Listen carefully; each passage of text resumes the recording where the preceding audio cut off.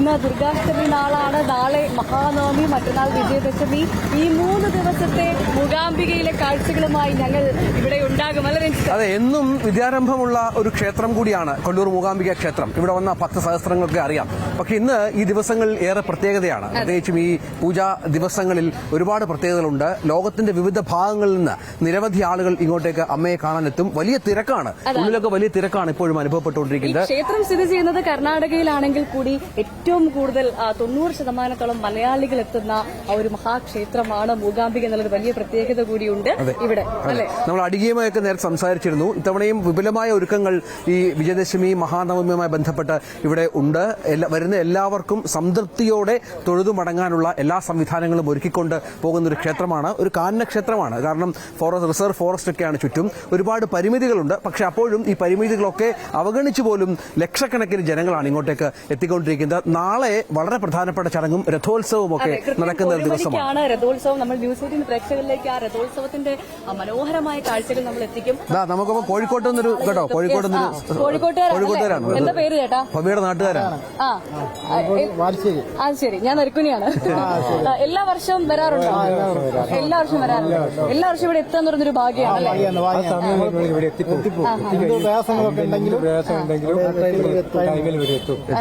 അപ്പൊ ഞങ്ങൾ അടിയോട് സംസാരിക്കുകയായിരുന്നു അല്പം മുമ്പ്. അപ്പൊ അദ്ദേഹം പറഞ്ഞ വളരെ പ്രധാനപ്പെട്ട കാര്യം, ഒരു തവണ വന്നാൽ വീണ്ടും വീണ്ടും അല്ലെ. ഇപ്പൊ എത്ര തവണയായി ഇവിടെ?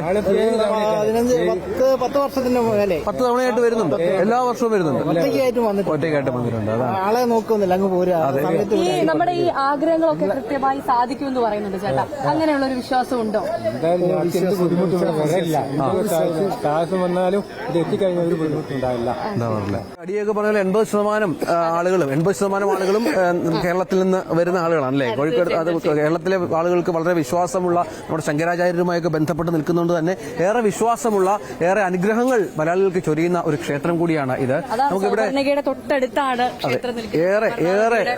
ഏറെ പുണ്യ നിറഞ്ഞ ഒരു മണ്ണ് കൂടിയാണ്. നമുക്ക് ഇതിന്റെ കാര്യങ്ങളൊക്കെ ഇവിടെ വർഷങ്ങളായിട്ട് ഇതുമായിട്ടൊക്കെ ബന്ധപ്പെട്ട് അദ്ദേഹം ഇതിന്റെ എല്ലാ കാര്യങ്ങളൊക്കെ പറയും. നാളെ എന്താ ഇവിടുത്തെ പ്രത്യേകതകളൊക്കെ? ആളുകളൊക്കെ തിരക്കുണ്ടല്ലേ ഹോട്ടലുകളിലും മറ്റും?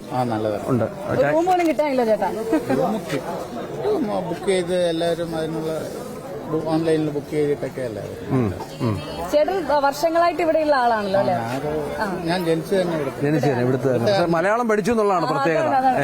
മലയാളം ഇങ്ങനെ മലയാളികൾ കൂടുതൽ വരുന്നുണ്ട്. കാരണം ഇവിടുത്തെ ആളുകളെക്കാളും കൂടുതൽ മലയാളികളോട്ടാണ് ഇടപെടുന്നത് അല്ലെ? 90% മലയാളികളാണ് വന്നു പോകുന്നത്. അവർക്കൊക്കെ ഉള്ള സൗകര്യങ്ങൾ ഒരുക്കുക.